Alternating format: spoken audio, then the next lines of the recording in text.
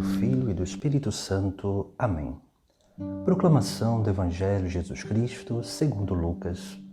Naquele tempo, os pastores foram às pressas a Belém e encontraram Maria e José e o recém-nascido, deitado na manjedoura. Tendo-o visto, contaram o que lhes foram dito sobre o menino. E todos os que ouviram os pastores ficaram maravilhados com aquilo que contavam. Quanto a Maria, guardava todos esses fatos e meditava sobre eles em seu coração. Os pastores voltaram, glorificando e louvando a Deus por tudo o que tinham visto e ouvido, conforme lhes tinha sido dito. Quando se completaram os 8 dias para a circuncisão do menino, deram-lhe o nome de Jesus, como fora chamado pelo anjo antes de ser concebido. Palavra da salvação. Hoje celebramos a solenidade da Santa Mãe de Deus, nesse dia 1º de janeiro, que é o último dia da 8ª de Natal, onde nós recordamos um dogma que foi declarado no ano de 431, no Concílio de Éfeso. Nessa época, havia uma grande problemática sobre a união das naturezas de Cristo, humana e divina. E por isso, lá na Antiguidade, houve um homem chamado Nestório, que era um monge, que depois foi eleito como patriarca de Constantinopla. Ao chegar no patriarcado, na sua diocese, ele vai escutar as pessoas dizendo e chamando Maria de Theotokos, que significa geradora de Deus. Esse título soou um pouco estranho aos seus ouvidos e por isso Nestório começou a pensar e refletir sobre aquilo e começou a dizer que Maria não poderia ser mãe de Deus, porque Deus é antes de Maria, e Maria é uma criatura, e uma criatura não pode ser mãe do Criador. E por isso, Nestório começou a dizer que Maria não poderia ser Theotokos, mas sim Christotokos, mãe de Cristo, unicamente, mãe da natureza humana de Cristo. Isso gerou um grande problema, porque quando se declara que Maria é só mãe da natureza humana de Cristo, está se dizendo que a divindade, a natureza divina de Cristo é unida à natureza humana num determinado momento do tempo. E isso vai fazendo com que a humanidade de Cristo não seja reconhecida como importante e essencial para a salvação da humanidade.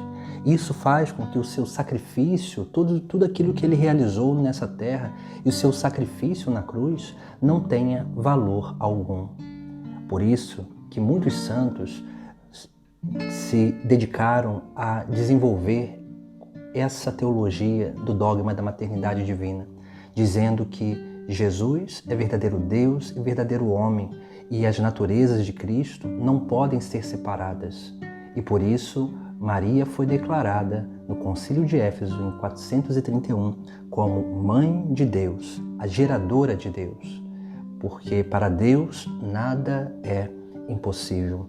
Esse título antigo perpassa os tempos também trazendo um grande ensinamento, porque aquela que foi Mãe de Deus, pela graça divina, é também aquela que é mãe dos filhos de Deus, pela participação no mistério de salvação do seu próprio Filho. Esse é o grande ensinamento dessa grande solenidade, que não é somente uma solenidade mariana, mas é principalmente uma solenidade cristológica, porque afirmar que Maria é mãe de Deus, nós estamos afirmando que a união das naturezas de Cristo é de fato verdadeira. E aquilo que Jesus Cristo fez nessa terra tem um supremo valor, porque é Deus que se manifesta nessa terra. E aquilo que veramente Deus realizou como obra de salvação em nossa vida, é uma obra de restauração da nossa dignidade humana, porque Deus veio salvar não só a alma, mas também o corpo. Por isso que uma das grandes pregações de Jesus Cristo, ele fala sobre aquilo que é a ressurreição da carne. Essa solenidade também tem um viés eclesiológico, porque, como dizia, assim como Maria é mãe do Filho de Deus, é mãe de Deus, ela também é mãe dos filhos de Deus. Nós precisamos acolher essa grande graça, porque Maria, sendo mãe de Deus, mãe do Filho de Deus, ela, por participação, também se torna essa grande mãe intercessora dos filhos de Deus, porque todos nós unidos num único corpo, como membros num único corpo, que é o corpo místico de Cristo, nós estamos verdadeiramente unidos a ela.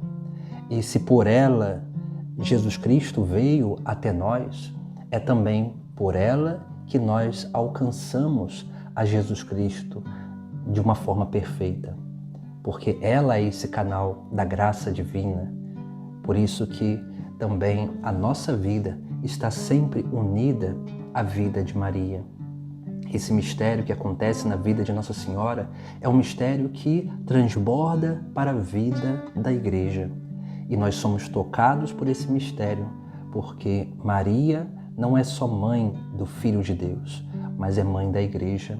Ela é aquela que verdadeiramente deu o seu sim para ser canal da graça para muitos outros sims dos filhos de Deus. Desta forma, a solenidade de hoje nos diz que nós não seguimos um homem qualquer, nós seguimos o próprio Deus feito homem nesta terra. A solenidade de hoje nos diz que nós não estamos unidos a uma igreja qualquer, mas sim uma instituição divina, porque unidos em Cristo somos membros de um único corpo místico de Cristo, que é a Igreja, que tem a sua extensão nessa terra, que caminha peregrinando rumo ao reino dos céus. A solenidade de hoje também nos diz que é preciso proclamar e declarar com a nossa vida que Jesus é verdadeiro Deus e verdadeiro homem, e que as suas duas naturezas nunca se separam, porque a sua obra material e espiritual nessa terra e na eternidade é uma obra de plenitude. Essa solenidade também nos mostra que nós temos uma verdadeira mãe, que é a mãe dos filhos de Deus, que por participação nessa grande maternidade divina, ela verdadeiramente é esse grande auxílio que o próprio Deus deu a cada um de nós, para que possamos perseverar e permanecer no caminho de seguimento ao nosso Senhor. Por isso que precisamos verdadeiramente caminhar como igreja, unidos a Maria, para que possamos estar plenamente unidos a Cristo. E assim possamos verdadeiramente crer e proclamar que nós seguimos um verdadeiro Deus e verdadeiro homem, um Deus que se fez homem para salvar a humanidade através do seu corpo pregado na cruz, tendo como manifestação plena a sua ressurreição e a sua ascensão aos céus. Santa Maria, Mãe de Deus, rogai por nós. Em nome do Pai, do Filho e do Espírito Santo. Amém.